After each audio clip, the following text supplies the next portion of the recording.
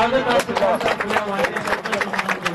सेवा पुरवण्याचा आरोग्य आपल्या जिल्ह्यामध्ये नवीन मार्ग निर्माण डोंगराच्या सानिध्यात होत आहे। या वास्तूच्या रानडे सर यांच्या हस्ते भूमिपूजनाचा शुभारंभ होत आहे।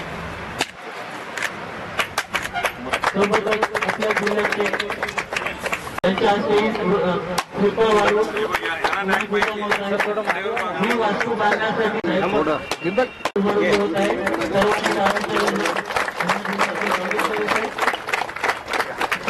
मुख्य कार्यकारी अधिकारी मान्य आणि संपन्न झालेला आहे। सर्व मान्यवरांना आज स्वातंत्र्य दिनाच्या निमित्तानं वनमंत्री व पालघर जिल्ह्याचे पालकमंत्री गणेश नाईक यांच्या हस्ते प्राथमिक आरोग्य केंद्र दुर्वेस येथील मुख्य इमारत व कर्मचारी निवासस्थानाच्या बांधकामाचे भूमिपूजन संपन्न झाले।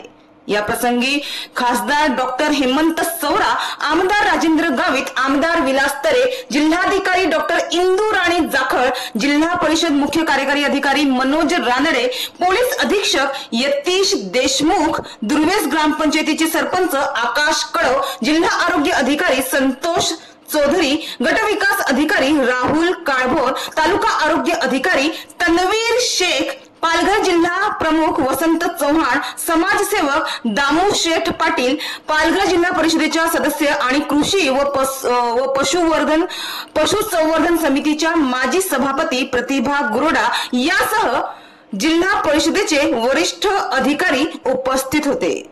या प्रसंगी पालकमंत्री गणेश नाईक यांनी सांगितलं की पालघर जिल्ह्याची निर्मिती केवळ कागदोपत्री नव्हे तर प्रत्यक्षात पायाभूत सुविधा उभारून झाली पाहिजे।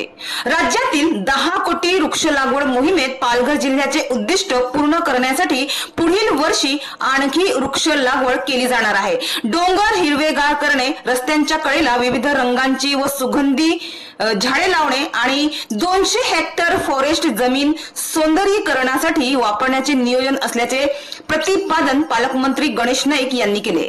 तसेच दुर्गंधी मुक्त व प्लास्टिक मुक्त पालघर जिल्हा करण्यासाठी पर्यावरणाचे संतुलन राखणे आवश्यक आहे। यासाठी 250 कोटी झाडे लावण्याचा संकल्प शासनाचा असून या माध्यमातून हिरवागार पालघर जिल्हा पाहायला मिळेल असे प्रतिपादन वनमंत्री तथा पालघर जिल्ह्याचे पालकमंत्री गणेश नाईक यांनी यावेळी केले। तसेच पालघर जिल्ह्यातील कोणतेही विकास काम निधी अभावी थांबणार नाही। शासकीय यंत्रणा, लोकप्रतिनिधी व जनसहभाग यांच्या एकत्रित प्रयत्नातून स्वच्छ, सुंदर आणि प्रगत पालघर जिल्हा उभारण्याचा आमचा संकल्प आहे असे पालकमंत्री नाईक यांनी सांगितले। तर आजच्या दिवशी या दरम्यान पालकमंत्री गणेश नाईक यांनी वाडा तालुक्यातील गालतरे येथील इस्कॉन गोवर्धन इको विलेज येथे देखील भेट देऊन पाहणी केली।